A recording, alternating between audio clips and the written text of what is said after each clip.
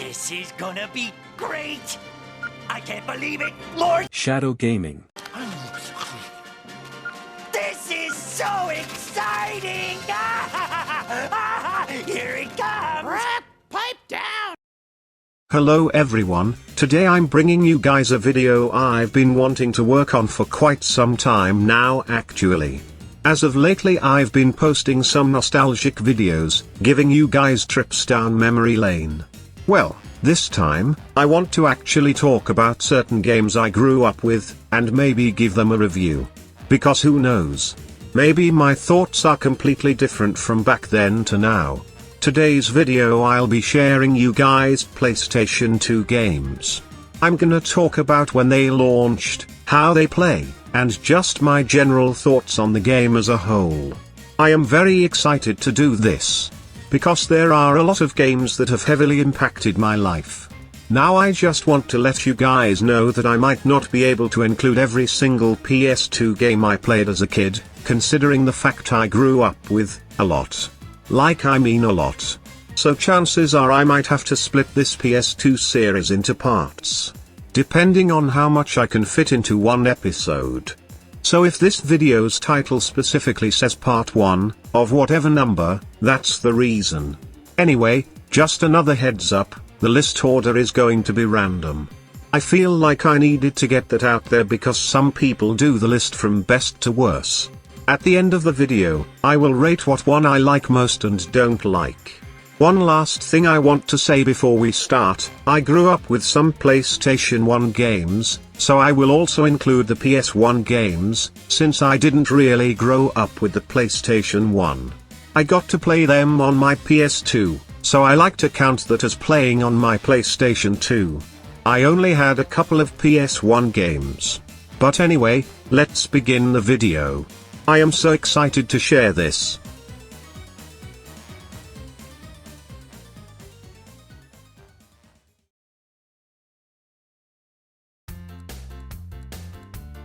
Monsters Incorporated, Scare Island. Monsters Incorporated Scare Island is a 3D platformer game. It was based on the film hit series Monsters Inc. The game was a prequel to the film. It was developed by Artificial Mind and Movement, and was published by Sony Computer Entertainment and Disney Interactive.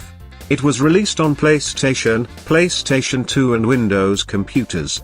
The game was created using the Renderware engine. Now let's take a look at when the game had launched on each platform. PlayStation. North America, October 30, 2001. Europe, February 1, 2002. Microsoft Windows. North America, November 2, 2001. Europe, January 25, 2002. PlayStation 2. Europe, February 1, 2002. Now, moving on to the story and gameplay. What was the story? You are probably asking me. Allow me to explain. The game acts like a non-canon prequel to the film. We know this, because Mike and Sully are looking to get a job in Monsters Incorporated to become the top scarers. So they go to the island to train themselves. The game starts you off at the orientation, which is basically a tutorial level to get you used to the controls and stuff like that. You are given the choice to either play as Mike or Sully. Roz is the one who helps you throughout the orientation. After all that, you will have learned exactly what your task is throughout the whole game. The game has 12 levels altogether. But first, allow me to talk about the orientation, since this explains a lot about what we need to do during the gameplay. It starts you off with the basics, learning how to move around and jump. Roz will tell you how to get through certain obstacles. Then, eventually, you get the point of the game where you get to break crates. After breaking all the crates, it unlocks the next tutorial room, which is showing you how to heal if you take damage. After that, it's the next room. More crates. But more powerful. Then finally, after doing nothing but breaking crates, we are finally onto the important part of the game. These primordial ooze things. These are important, because you technically can't progress through the game without them. What are they for? You are asking. Well, allow me to explain, because we have to get to the next room in order to explain this. After collecting all of these primordial ooze in this room, it unlocks the next room, and in front of you is a robot kid. Now pause for a moment. This is important. Do you see the bar at the bottom left there? That's how much ooze you've collected. Once the color is highlighted, that means you can scare the robot children. But, it can only be the robot that's colored the same as the bar color that is highlighted. The more ooze you collect, the more you can scare, because the more you collect, the more colors get highlighted. Sounds simple enough, right? Well, let's get to actually scaring the robot. In order to scare it, you need to spam press specific buttons, and you don't stop until you get to your final scare, which often ends up as a little funny animation. Have a look. Got to admit, when it comes to final scares, the developers have a sense of humor when it comes to that stuff. But anyway, that is your goal throughout the whole game, scare robots. But also, I forgot to add something in. If you are a completionist, there are extra things you can do which give you medals. However, you still need to collect medals in order to proceed. There are 3 medals in all the levels: bronze, silver, and gold. You need at least the bronze medal in order to complete a level. You can obtain the bronze medal by scaring 5 robot children. In order to obtain the silver medal, you have to collect 10 Monsters Incorporated coins hidden around the level. To obtain the gold medal, you have to scare 12 robots.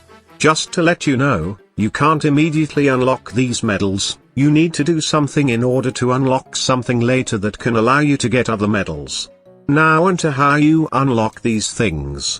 Outside in the hub, you can see Randall, and he comes with a challenge. You have to race him as well as collect as much Monsters Incorporated coins as possible. But what's this? It appears that you need medals in order to do these challenges. And the prize you win for each race is new abilities that allow you to get to places in the levels you can't reach. Which is usually where the rest of the robots are, and coins. Once you get the required amount of medals, you will be brought to this new map where you go down slides and go through obstacles. After winning, you will win abilities like trampolines. These can be used to reach higher places that you couldn't reach before. And over time, when you do more races, you will unlock other abilities to help you be able to get the rest of the medals.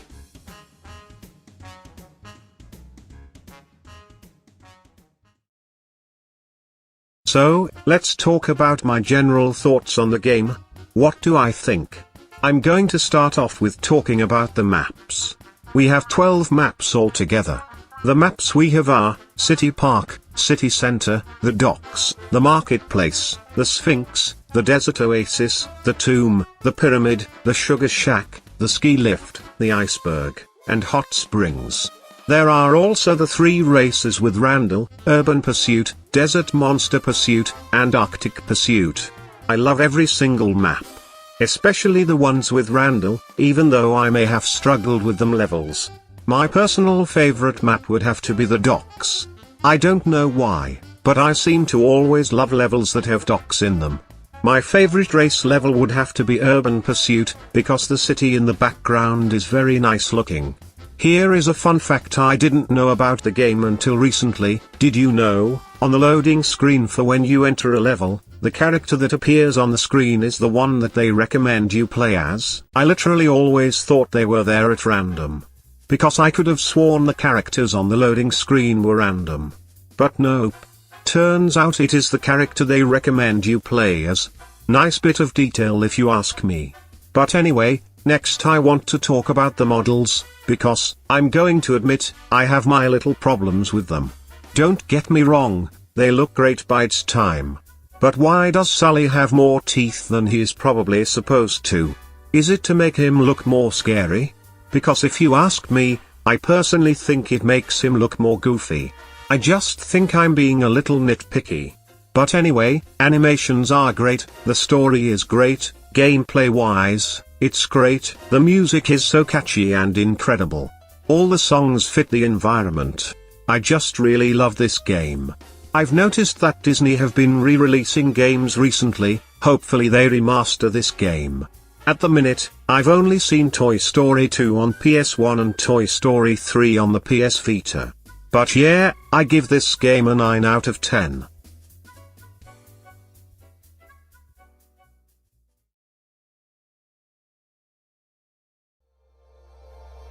Wallace and Gromit in Project Zoo.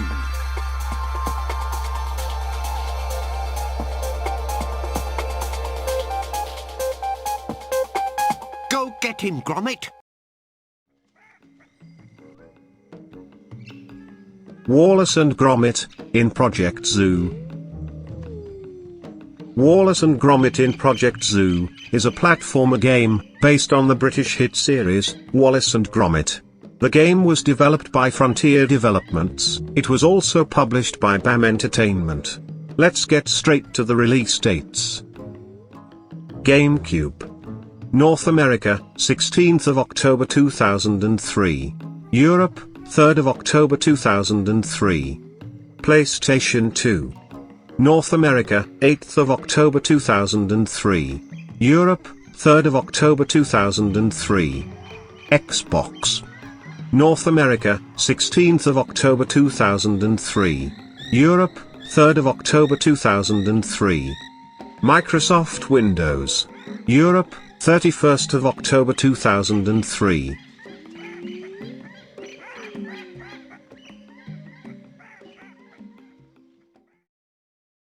Ah yes, Wallace and Gromit in Project Zoo. This game is one of the few games that I used to play constantly. This game was so fun. So let's get straight to the story of the game.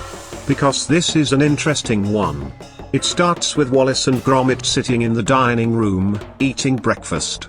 Wallace then asks Gromit if he has any plans, with Gromit pointing at the calendar. The calendar says that it's Archie's birthday. Archie is a polar bear that Wallace had adopted from the zoo. So he says that means they have to go to the zoo to give him his present. They eventually head there, only to realize that the zoo is all locked up. Wallace, confused, because during the time they got there, it should have been opened an hour ago, decides to call the authorities to find out what's going on. As Wallace calls them, a truck comes in. Gromit watches it, and backs away a little, as he feels something suspicious is going on. As Gromit watches, he notices a certain character from the bottom of the truck, walking towards the entrance of the zoo. While all this is going on, Wallace was told that the zoo's gone X-directory, which he knows isn't normal for this zoo. Wallace then comes out yelling to the driver asking what is going on, but Gromit pulls him away, because he knew who it was. Wallace is asking Gromit what the hell is going on with him, which then he looks at the truck and notices Archie. Archie notices them, and he throws a paper plane to them, saying SOS. That's when they realize something bad is going on. After that, they look again, which then ends up revealing the driver. The driver was in fact Feathers McGraw. Wallace knows something fishy is going on, so they try to find a way to get inside the zoo. So they build a big statue of Feathers McGraw as a way to convince him to let them in. Wallace tells Gromit to be quiet because silence is their biggest weapon. Even though Gromit literally can't talk. But he still makes a loud noise and Feathers ends up seeing him. Wallace says to let Archie go, and Feathers was nice enough to let him go. Just kidding. He said nah screw you, and walked off with Archie. So they both chase after him. They eventually end up inside the zoo, but notice that the baby animals were trapped in cages. Wallace realizes that Feathers was the one behind all of this, so both Wallace and Gromit thought enough is enough. We got to help them. And so, we begin the game finally. So the point of the game is save the baby animals, as well as Archie. Wallace asks Gromit if he could collect some nuts and bolts so he could maybe turn the telescope into something more useful. Finally you are able to move around. Gromit collects 5 nuts and bolts, after already holding 5, and then, Wallace turns the telescope into a telescopic banana gun. Now we are on to saving the baby animals. So let's get to the part where I talk about my thoughts on the game.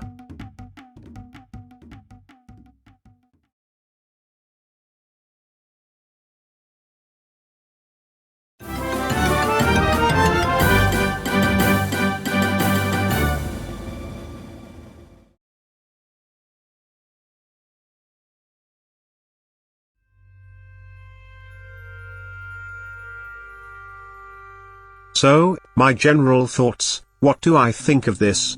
Well, allow me to explain something to you guys. As a kid, I used to love this game. And if I'm being completely honest, I still to this day fully understand why I did. This game is so underrated. Gromit was always my favorite character in the franchise, and he still is, but I've gotten to love Wallace more as I grew up. Even though I did like Wallace, there are a couple of small things that is a little odd to me. For example, the controls for using the banana gun. I've gotten so used to modern controls that it feels weird playing it. Another thing that I find a little odd, is the eyebrows on the models. Specifically the models in-game during the cutscenes. They're animated a little weirdly, but that could just be me. But overall, this game is a fun experience. My favorite level was the Jungle Temple. Because I loved the music on it. It's actually the music playing in the background right now. Have a listen.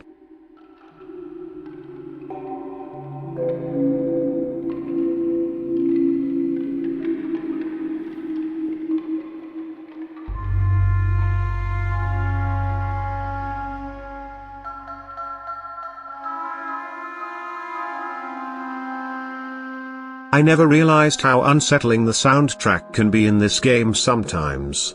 But I love music like that. Anyway, another thing I wanna talk about is the boss battles too. I only made it to the first boss as a kid, and I got to say, I really love how creative these boss battles are. They aren't too difficult and not too easy. So yeah, this is a game I hope they remaster or remake in the future. This game deserves so much more love than it has. 9 out of 10.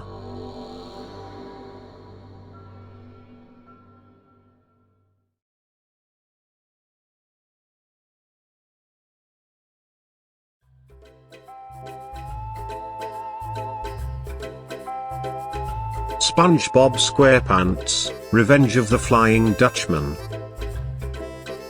SpongeBob SquarePants, Revenge of the Flying Dutchman, is yet another platformer that takes the inspiration to the TV hit series, SpongeBob SquarePants. It was developed by Big Sky Interactive and Vicarious Visions. This was Big Sky Interactive's last game, keep that in mind for later. But anyway, let's go straight to the release dates. PlayStation 2. North America, 21st of November 2002. Europe, 14th of March 2003. Nintendo GameCube. North America, 17th of December 2002. Europe, 28th of March 2003. Game Boy Advance. North America, 12th of September 2002. Europe, 28th of March 2003. Right, okay, let's get to the story then, shall we?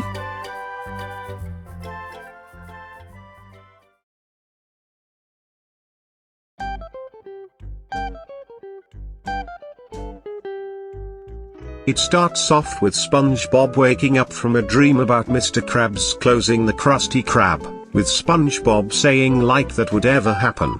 No, that has never happened before, SpongeBob, you are correct. Definitely hasn't happened before. As he's awake, he goes to look for Gary to play fetch with him. Eventually he finds Gary and throws the stick yelling to Gary to fetch.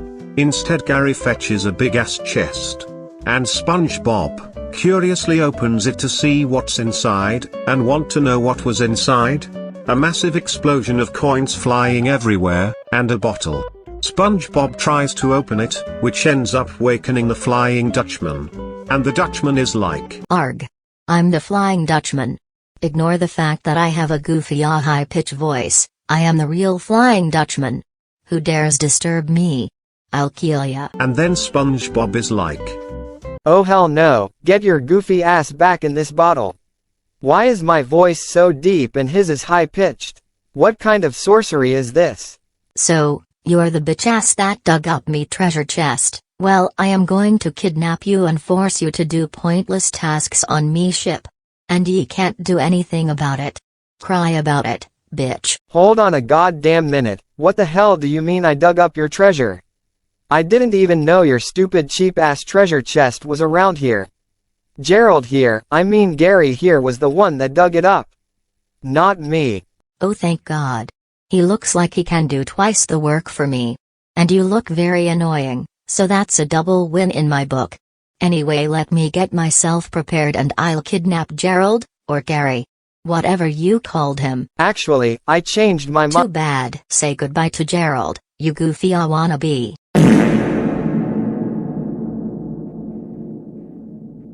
Shit. Gerald, listen to me. That bitch ass didn't let me finish my sentence. I was going to tell him to just kidnap me instead. You don't deserve anything bad to you, Gerald. Screw you, SpongeBob. Nobody loves you. Okay, so I'm going to be real honest with you. Yes, that is part of the story. You try to save Gary from the Flying Dutchman. But I'll be real with you, I barely even remember what happened throughout the whole story because, let me just get straight to my general thoughts on the game. This game is actually dog shit. Like, I'm starting to see why I haven't touched this game since I was a kid. This was terrible, and even Kid Me agreed with this. The gameplay is okay, I guess, but dear God, the models in this game. The models are so terrible. SpongeBob has a lazy eye, Patrick looks like he snorted crack and doesn't regret it, Mr. Krabs probably consumed ketamine during the game's story, Squidward. Well, he's Squidward, I guess. Back onto gameplay because this just left me confused.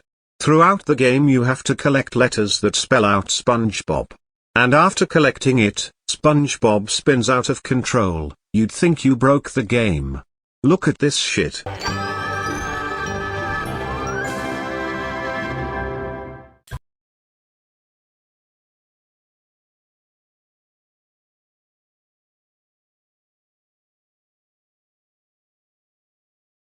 But nope, instead you are brought into this trippy looking place inside SpongeBob's head, where you have to do a puzzle slide. What the hell? Okay, no, I don't get this. And why the hell is Patrick just casually running around here too? In the game you can collect various costumes and unlock brand new abilities.